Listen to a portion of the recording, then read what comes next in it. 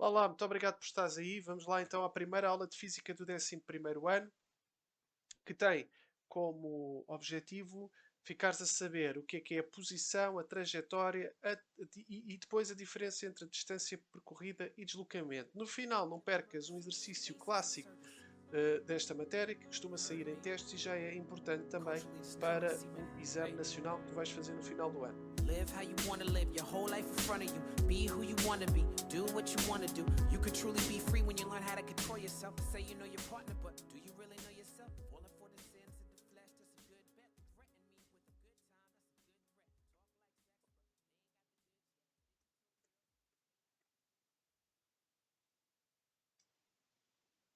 the Vamos lá então aqui para posição e referencial. Posição de uma partícula móvel num dado instante pode ser definida através das suas coordenadas em relação a um dado referencial. Eu coloquei aqui um referencial unidimensional, portanto só tem uma direção, neste caso chamei-lhe x. O referencial tem, portanto, para além da direção, tem um sentido e tem uma origem, que é portanto, definida aqui por este zero. Okay? Esta então é a origem do referencial. Então eu consigo, em função deste referencial, definir uma coordenada para a posição da partícula que eu chamei P. A única coisa que eu consigo aqui dizer é que a posição dessa partícula em relação a este referencial é positiva porque ela encontra-se no lado positivo do referencial.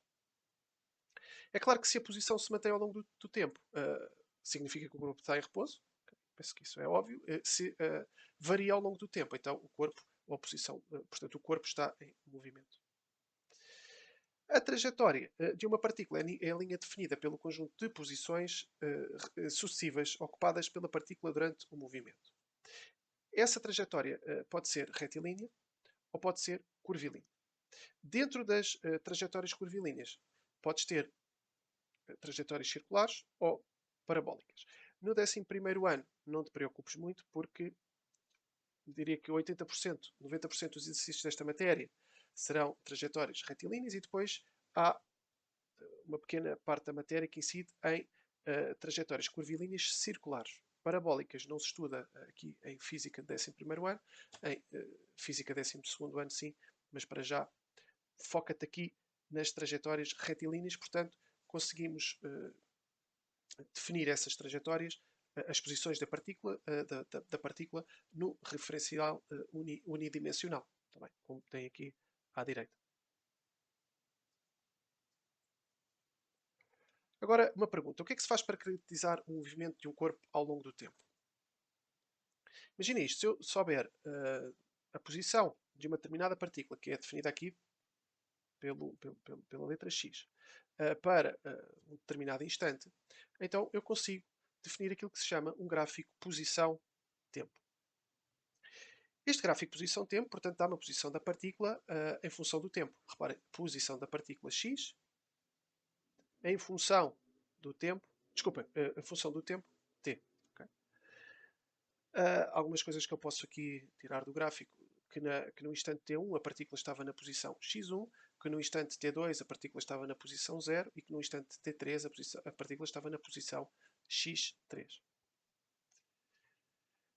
Fazendo aqui uma análise a este gráfico, o que é que eu sei? Eu sei que portanto, entre 0 e t1, neste intervalo de tempo aqui, entre 0 e t1, a partícula está-se a mover no sentido positivo do referencial. Portanto, ela está a distanciar-se da origem do referencial, mas por valores positivos. A partir de T1, o que é que acontece? Ela começa-se a aproximar da origem do referencial. Reparem que a posição, aqui, x1, da partícula no instante T1, começa a aproximar-se cada vez mais da origem do referencial. E em T2 ela atinge a posição que equivale à origem do referencial. Passa na origem do referencial e continua, entre aspas, a andar para trás até à posição x3, que é alcançada no instante t3. A partir do instante t3, a partícula entra em repouso porque não altera a sua posição. Então é muito importante que tu entendas como é que funciona um gráfico posição-tempo. Isto é crucial para a resolução de exercícios de Física 11º ano. Bem, então o que é que nós podemos concluir? Que um gráfico posição-tempo permite-nos determinar a posição em cada instante. 2. Determinar o tempo entre duas posições. 3. conseguimos perceber se o corpo esteve em repouso ou se esteve em movimento num dado intervalo de tempo. E 4, se desloca no sentido positivo ou no sentido negativo do referencial.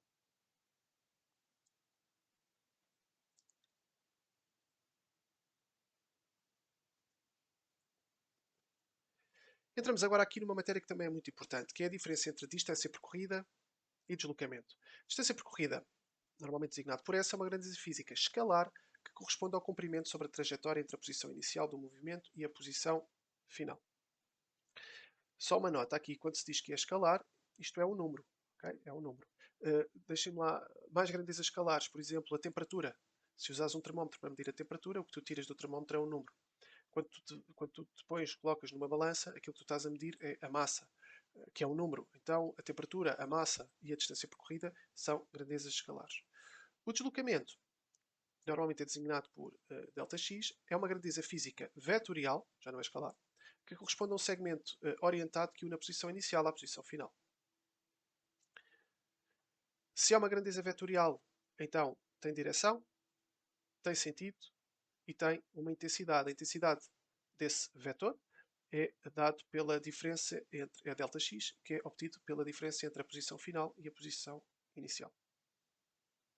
Agora imaginem que eu tenho uma partícula que descreve esta trajetória que está aqui a verde. A distância percorrida não é mais do que o tamanho desta trajetória. Mas o deslocamento da partícula é o vetor que une a posição inicial à posição final da partícula. Então, penso que fica clara aqui a diferença entre distância percorrida e deslocamento. São coisas completamente diferentes.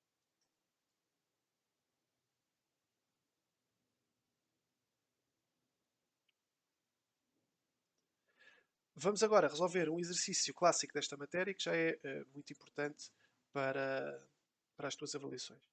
Então, através de um método de aquisição automática de dados, obteve-se o gráfico posição-tempo seguinte para o movimento de um carrinho durante uma trajetória retilínea. E este então é o gráfico posição-tempo da partícula. A primeira pergunta é: qual foi a distância percorrida nos 2 primeiros segundos do movimento? Bem, nos 2 primeiros segundos do movimento, a partícula passa da posição 0 para a posição 2. Então a resposta são 2 metros.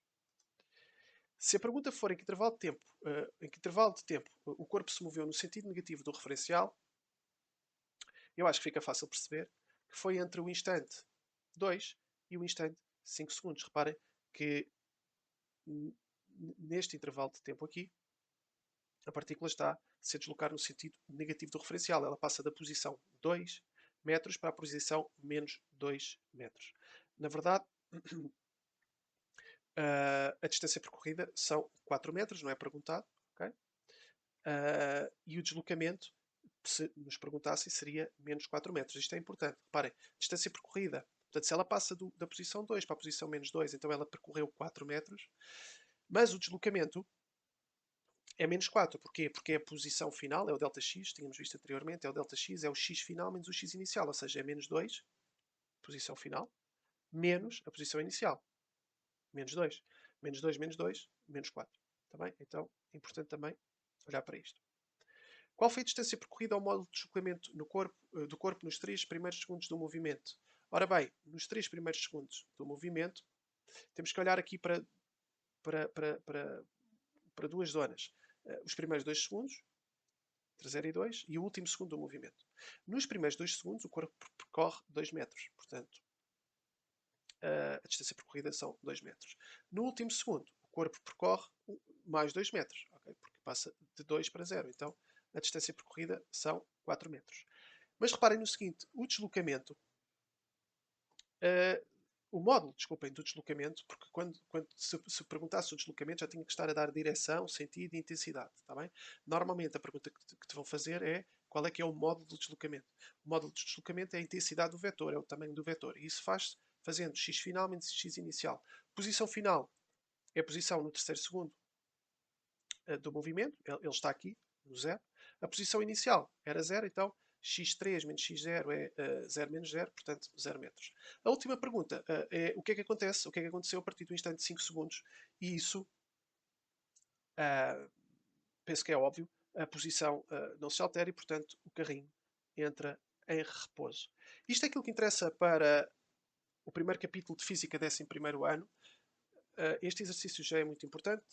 Não percas a próxima aula da matéria com mais informação direta e focada naquilo que tens que saber para o teste. Muito obrigado por teres vindo e até breve.